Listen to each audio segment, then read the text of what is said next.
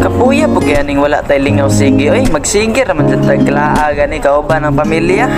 Oto pag-abot na mo dire sa kadaghan nga pwedeng bitbito nang gipadasa ko apon dator pa jud ay. Hahay, kapaila ra jud mo ha nga balahubog jud ko. So, mao to pag-abot na mo sa balay sa kong kuya. Timing kay guys, kay pag-abot na mo dire, nagprito na akong kuya og tilapia. Nangaon lang sa may kauban akong igagaw mo ni akong kuya guys, kaprito og tilapia. Iyar ning buhi. The best kay ni.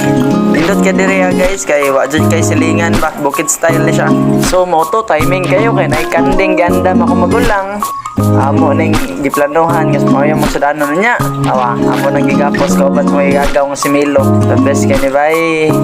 So mao to kay napatay naman namo ang kanding, amo nang gandaman og langkay kay amo na siyang dabdaban ron. Mao din ni siya style na mo guys para matangtay ang balibo din among kiskisan na pud ni. So well naghikay diri namahaw na lang pud ang uban ako mga igagaw kay gutom kay sa biyahe guys. Kapoy layo-layo pud biyang dipolog og kalamba. Automatic kay na akong igagaw bay gisalaban din ang kanding bay. Tawa. Finished product na siya pag silab guys. Mao na din siya, amo na din siyang kiskisan taod-taod daron malimpyo siya then among panitan ug among hiwaon.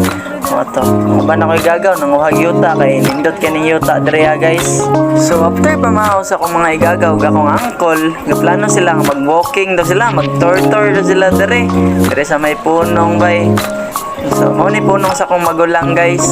Lindot kay diri guys. Lami kay ang mga tilapia diri kay dili jud lang sa. Jud kay matilawan nga lang sa kay dili man gud stagnant ang tubig diri flowing gud siya. Mao to nakuyawan ang uban akong gaagaw kay ngano daw nagko kay ang mga hito diri. Hito na siya guys, ipakaon pud sa akong isa ka magulang. Ang mga igagaw na mga potro mong palahubog. Pastilan ni mga igagawan ni. Pag human dito guys, naapoy bag-o na yung binuhi na akong magulang diri. Buhi di siya bao or awon or sa underwater shop niya guys. The best kayo murag pawikan mo ba pero red air slider di siya guys. Murag sa banon gani ako mga igagaw diri ba. Awa og muna siya family bonding na mo guys, magtipok-tipok ni. So kay nahuman naman og dabdab ang kanding guys, amo na rin ng kiskisan diri kay amo na ning hiwaon ron nya kay uhaw mo kayo red horse dayon kani ako na po ning planuhan nga sunod balik ani murag na napaisaan nila. So mo to gatipok-tipok na may diri gainom-inom gakagkaon may kanding then istoryahan na ipod may about sa kinabuhi mga guys muna kay gagaw medyo nakainom na po siya. Lami dyan kayong feeling no nga mag-inom mo sa isa ka bugnaw nga lugar, especially sa isa ka bukid. Unya kay hubog-hubog naman po ni sila. Gaplano na po sila magpulutan og tilapia og ihito mga guys, tawa.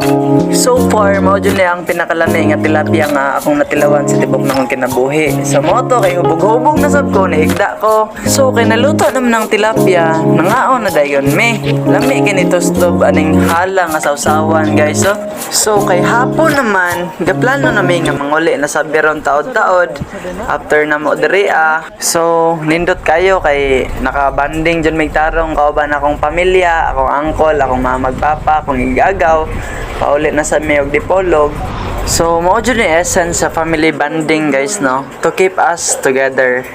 So mao to happy kay me, lingaw kay me og unta magdaghan pa among ingon ani.